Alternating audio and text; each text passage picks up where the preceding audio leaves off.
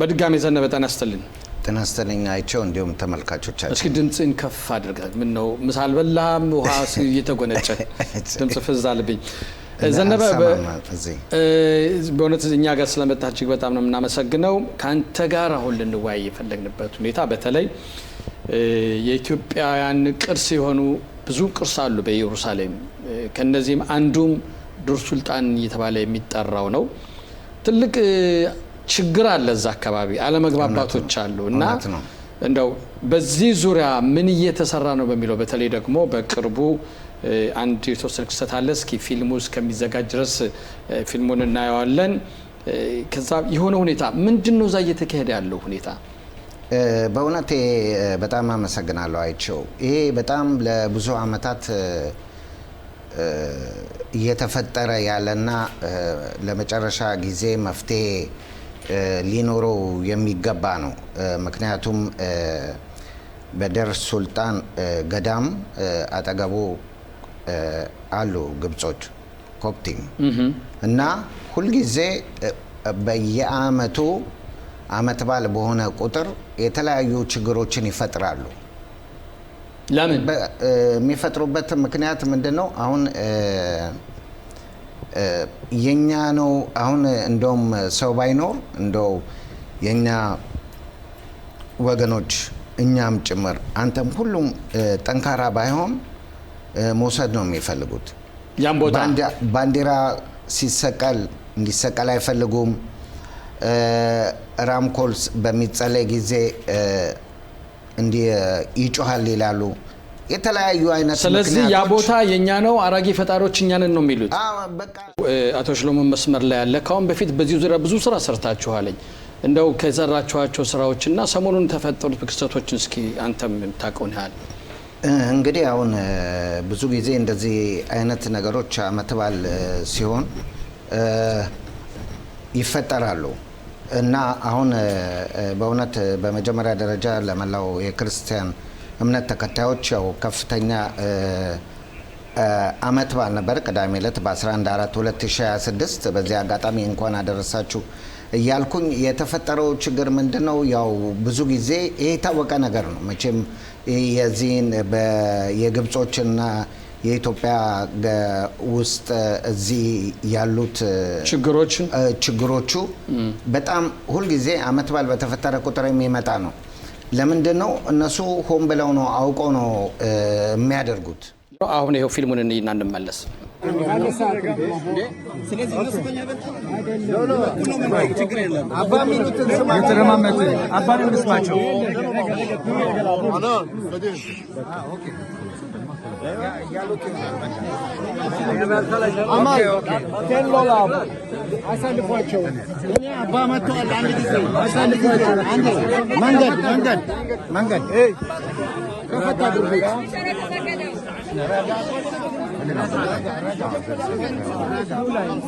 ሰፋር ኩባካቸው መንገድ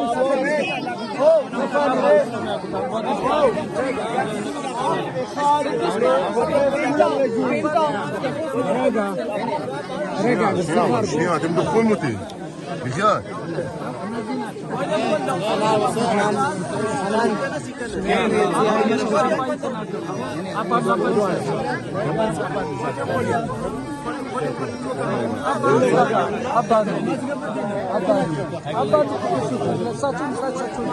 לא, מגב.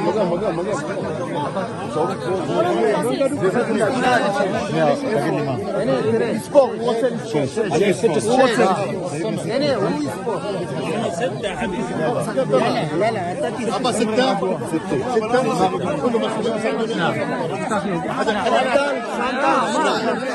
אנחנו פותרים את זה. סחב לי כהות. סחב לי לוקו. כל. אני מטפל. מגב אחוז. אני מוציא כל החלטה. עלינו. מה זיגאון אני? מה הייתה זיגאון? זהו. סיזר חלטה. גסלה, אל תדבר עם אף אחד. انتنا جزيان يلا بقى يلا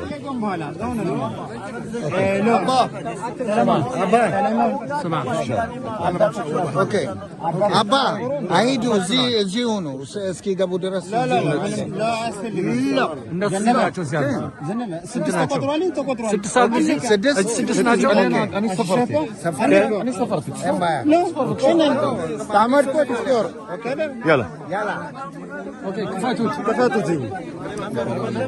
هاي تكبرنا متى اوكي قالنا كورنا نغنورا هاي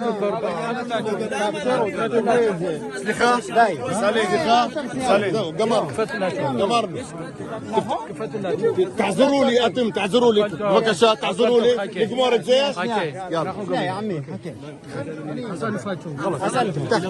فاتوا زين أغسلي قمرنا من قدون سلانو بالشيخ هاي تشوفني سدست ثاني ميجابات تفقدوا علي لا سلمان هاي ما اشغل ست تفقدوا علي سلمان هنا نتونين ماشي سلمان كويس ياون نلفوا بسلام قمرنا سفر اوكي ስለ ባንዲራና ስለ ማይክሮፎን ግን ከዚህ በኋላ اوكي خلاص سلمان عندنا نورا يلا اوكي يلا نحن غسيل هاد شيء لا احنا دمرنا قدور سلانو يلا تينو لو هون አይደለም ጊዜው تفتحوا ديرك تفتحوا يلا تفتحوا ديرك بكشة تفتحوا لا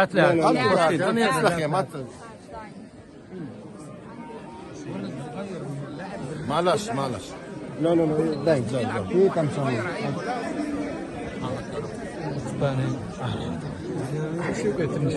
خلاص سليخة لا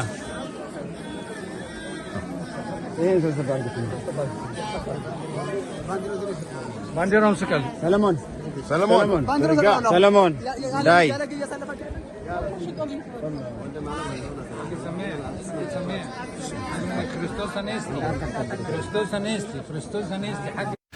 እንግዲህ በፊልሙ እንደተመለከትነው በየአመቱ ማለት ይቻላል ይሄ አይነት ክስተት ይከሰታል። እንዴት ነው ለአንድና ለመጨረሻ ጊዜ እልባት ሊሰጠው የማይገባበት ምክንያት ምንድን ነው? ምክንያቱ እንግዲህ ከዚህ በፊት በዚህ አጋጣሚ የገዳሙን መጋቢ አባ ተክለ ሃይማኖትን በእውነት ከልብ ላመሰግናቸው እወዳለሁ። በዚህ ቀን በተፈጠረው ችግር ትልቅ መፍትሄ አምጥተው በሳቸው ትእዛዝ ማድረግ የሚገባንን ነገር አድርገናል። እንደዚሁም የስብከተ ወንጌሉ አባሎች በእውነት ከልብ ላመሰግናቸው እወዳለሁ። እንግዲህ እኛም በቦታው ያየነው ነገር ነው። ይሄ ነገር ከዚህ በፊት የቀድሞ ፓርላማ አባል የነበረው አቶ ሽሎሞ ሞላም ሆነ የቀድሞ የፓርላማ አባል የነበረው አቶ ጋዲ ይባርከን በነሱም ሰዓት ብዙ የተለያዩ ነገሮች ተፈጥረው ባላቸው አቅም ይሄ የኢትዮጵያን ቅርስ በመሆኑ ማድረግ የሚገባቸውን ነገር አድርገዋል። ከዛም በኋላ ደግሞ በመነጋገር ምንድነው መፍትሄው ምንድነው ማድረግ ያለብን በማለት የተለያዩ መፍትሄዎች ይፈለጉ ነበር። የዚህን አመት ግን ያው እንደዚህ አይነት ችግር ይፈጠራል ብሎ ያሰበ ስላልነበረ ሁልጊዜ አለ ኻሻሽ ማለት ግምት አለ። እኔም መጀመሪያ ሲነጋገሩ ከቀጽኑ ጋር ምንም ያነጋገርኩት ነገር የለም። ከዛም በኋላ ነው በጉልበት መተው እንዲገቡ የፈለጉበት የነበረው እና ያው ስለዚህ አሁን ይሄ በአጠቃላይ መፍትሄ ሊሰጠው የሚችለው እንዴት ነው በሚለው ወደ ኋላ እንቋጫለን። ዮሴፍ መስመር ላይ አለ። እስከ አንተ ቆይኝና ተስፋዬ እየሰማው ነው አይቼ አንተስ የምትለው ነገር ካለው የምጠይቀው ጥያቄ በዚህ ዙሪያ አይቼው እንግዲህ በእውነት የግብጽ ኮፕቲክ መነኩሳት እና የኢትዮጵያ መነኩሳት በእውነት ይሄ ግጭት በብዙ አመት እኛ እንግዲህ ከመጣን ጀምሮ የሚታወቅ ነው። ጠለቅ ብዬ ነገሩን እንግዲህ ከዚህ በፊትም ያየነው ነገር ነው። በ1970ዎቹ እስራኤል ያው ቁልፉን ከኢትዮጵያኖች ወደ ግብጾች የሰጡበት ምክንያት የፍርድ ቤት ትዕዛዝ የፍርድ ቤት ውሳኔ ነው። ይህን የፍርድ ቤት ውሳኔ የእስራኤል መንግስት እንግዲህ በዛን ጊዜ የነበረው በኃይል ለመቀየር ለኢትዮጵያን መርዳቱ ራሱ ስህተት ነው የሚል ንግግር ተናግሮ ቁልፎቹን እንደገና ወደ ግብጾች እንዲሄዱ ተደርጓል።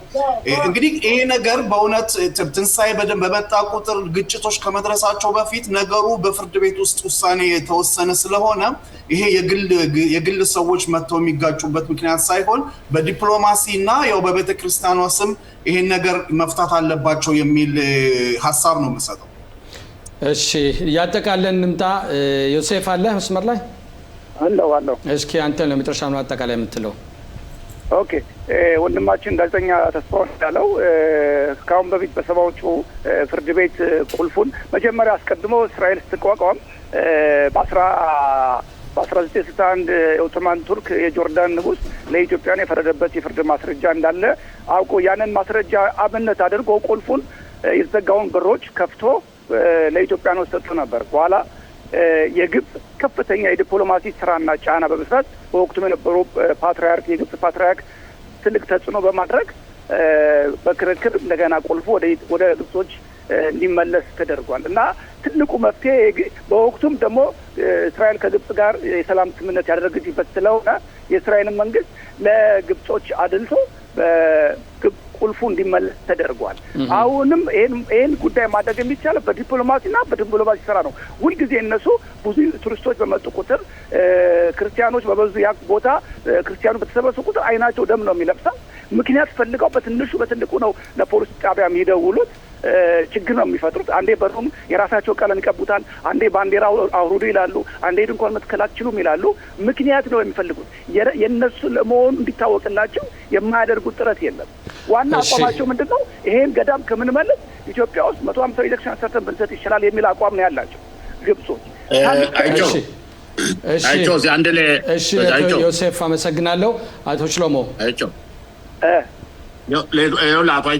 ይሄ ነገር መፍትሄ እንዲያገኝ ከተፈለገ በእርግጥ ዮሴፍ ያለው ነገር አለ። ብዙ ጊዜ የእስራኤል ሀገር መንግስት ወደ ግብጾች የዲፕሎማሲ ሁኔታ ያደላን አይተንዋን። እኔም እንኳን ባደረጉበት አክቲቪቲ የሚገርምህ ያችን የፖሊስ ጣቢያ በምናሰራበት ጊዜ የግብጾች ፓትርያርክ ለሙባራክ ደውለው ሙባራክ ለይሁድ ኦልመርት ደውሎ ኤውድ ኦልመርት እኔንና አቢ ዲክተርን ከስብሰባ ጠርቶ በዚህ በዱር ስልጣን ምክንያት ምን ነገር ተፈጠረ ተብሎ እኔ አስረድቼ ነገሩ እንዲቀዘቅዝ ሆኗል። ያም ከዛ በኋላ ነው ያለው የፖሊስ ጣቢያ የተቋቋመው ማለት ነው። አሁንም ቢሆን መደረግ ያለበት ግብጾችን ያላቸውን ይዞታ እንዲመልሱ በህግም በዲፕሎማሲም በዓለም አቀፋዊ ጫናዎችም የቅርስ ድርጅቶች አሉ። በዚያ አማካኝነት አቶ ዮሴፍ ያሉ ሰነዶች አሉ እነሱ የሚላቸው ማለት ነው። ስለዚህ ያኔ ምናልባት በ70 ዓመተ ምህረት የተወሰነ ውሳኔ አሁን ላለበት ሁኔታ ሬሌቫንት አይደለም። ግን ይህን ስራ ለመስራት አሁንም ቢሆን መተባበር አንድ መሆን አስፈላጊ ነው። ይሄ የሃይማኖት ጥያቄ አይደለም፣ የይዞት ጥያቄ ነው። አሁን አቶ ሽሎሞ እንዳልከው የኢትዮጵያን ሀብት ማስከበር ስለሆነ አቶ ሽሎሞ ላይ ጨምረህ እንድትመለከቱ ፈልጌ ነው። አንዳንዶቹ ይህን በቀጥታ ከሃይማኖቱ ጋር ያገናኙና እኔ ምን አገባኝ የሚሉ አሉ። ለእነሱ ስለምን ትላቸዋለህ ማለት ፈልጌ ነው። በጭራሽ ሊሆን የማይችል ነገር ነው። ምንም ግንኙነት የለውም። ይሄ ዱር ስልጣን ለኢትዮጵያ ሕዝብና ለኢትዮጵያ የተሰጠ ነው። እኛ ከዚህ ሀገር ከመምጣታችን በፊት ነው። የኢትዮጵያ ሀብት ነው። እኛ እንደ ቅድም ከመግቢያ ብያለሁ፣ አያት ቅማቶቻችን የኢትዮጵያን ሀብት አስከብረው ሲኖሩና ሲሞሉላት የመጡ አገር ነው። የኛም ይዞት አለን። ያ ማለት እኔ ነገ እዛ ቦታ ሄጄ ጾልታለሁ ማለት አይደለም። አማኝ መጥቶ ይጾልትበት ያ ቦታ የነጻ ቦታ ነው መሆን ያለበት። አንድ ፕሮፐርቲ አንድ ሀብት ደግሞ አለ ምክንያት ወደ ሌላ ሀገር መተላለፍ የለበትም።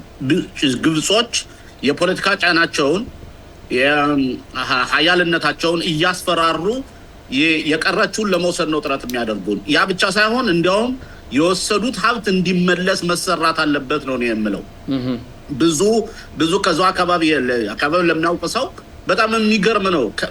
ስለዚህ አሁን ግብጾች በነገራችን ላይ አሁን የሚያደርጉት ትግል ከአባይ ግድብ ጋር የሚያደርጉት ተለይቶ አይታይም ማለት እነሱ ሁሉ ጊዜም ኢትዮጵያን በመጥፎ አይን የሚያይ አገር ነው ስለዚህ አሁን እንደዛ ስለሆነ ይሄ ነገር አሁንም ቢሆን ነው ጥሬ የማደርገው ሰዎችን የሃይማኖት ጉዳይ አይደለም ይሄ የሀብት ጉዳይ ነው ሀብትን የማስከበር ነው ክብርን የማስከበር ጉዳይ ስለሆነ ሁሉም ተባባሪ መሆን አለበት እንደው መረጃዎችና ማስረጃዎች ካሉ ይሄን ያደረጉ ሎቢ ማድረግ አስፈላጊ ነው በእውነት ይሄ ቦታ ብቻ ሳይሆንም ኢየሩሳሌም ውስጥ በጣም ብዙ ዘነባንተም ቢሆን ባልተስካክለኛ ልክሰሳት ብዙ ቦታዎች አሉ የኢትዮጵያ ቅርስ ይሆኑ እንደ ትምህርት ሚኒስተር ብንወስደው ድሮ ኢሌኒያ ማልካሚል ሬዲዮ ጣቢያው ሲሰራጭበት የነበሩና ሌሎች ብዙ ቦታዎች ቅርሶች የተወረሱም አሁን አሉና ያንም በሙሉ በመመልከት በእውነት ይሄ የቅርስ ጉዳይ ስለሆነ በከፍተኛ ደረጃ እንቅስቃሴ ሊደረግ የሚገባ ሁኔታ ነው